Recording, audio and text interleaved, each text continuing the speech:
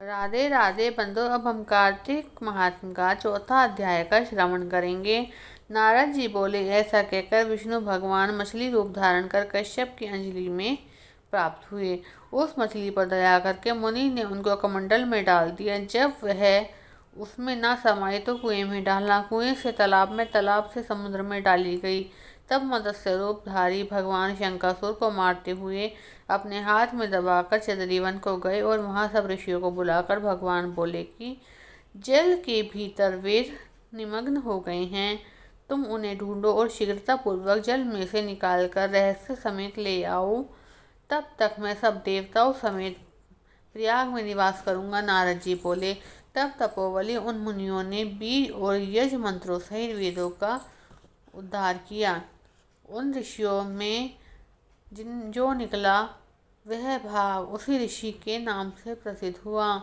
पीछे सब मुनि मिलकर प्रयागराज को गए और प्राप्त हुई वेद ब्रह्मा सहित विष्णु भगवान को अर्पण किए। संपूर्ण वेदों को पाकर ब्रह्मा जी ने प्रसन्न हो देव और ऋषियों सहित अश्वमेघ यज्ञ किया। यज्ञ के अंत में देवता गंधर्व पन्नग गुहक पृथ्वी पर दंडवत प्रणाम कर प्रार्थना करने लगे। देवता बोले, हे देवादिदेव, हमारी विज्ञप्ति श्रवण करो, हमारी प्रसन्नता का स्थान है, इसे तुम वरदान दो। हे ब्रह्मापते, इन ब्रह्मा जी ने इस स्थान में नष्ट हुए वेद फिर पाए और हमने यज्ञ के भाग प्राप्त किए, इसलिए आपके प्रसाद से यह स्थान पृथ्वी में अत्यंत श्रेष्ठ हो पुण्य देने वाला होगा और यह महीना भी ब्रह्म हत्या आदि को दूर कर अक्षय फल देने वाला होगा।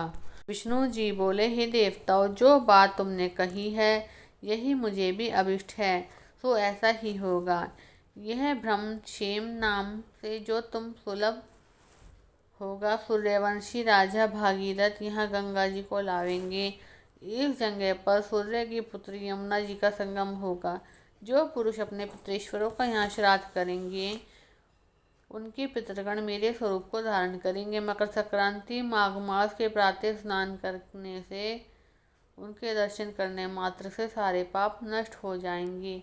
जैसे सूर्य के अंधेरे से नाश हो जाता है और उनको मैं सालोक्य, सामीप्य और सारूप्य इन तीनों प्रकार की मुक्ति क्रम से देता हूँ।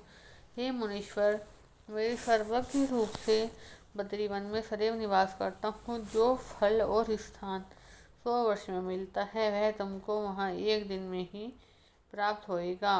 उस स्थान के दर्शन करने वाले मनुष्य जीवन मुक्त हो जाएंगे।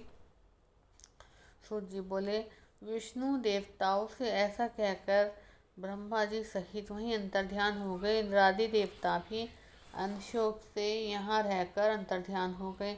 जो मनुष्य शुद्ध चित्त से इस पवित्र कथा को सुनते हैं उनको प्रयागराज बद्रीवन में जाने का फल मिलता है। बोलो कार्तिक महात्म्य की जय। विष्णु भगवान